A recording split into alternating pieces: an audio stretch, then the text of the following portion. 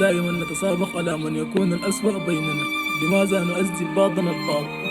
لماذا نقتل بعضنا البعض؟ لماذا ولماذا ولماذا؟ ظلت هذه التساؤلات مكبوتة في داخلي ولم أجد لها حلا حتى الآن. Listen. في وطننا نحنا ما في أمان، كل يوم يموت إنسان، هجرة ونزوح إلى أسوان، وضعنا كده في السودان.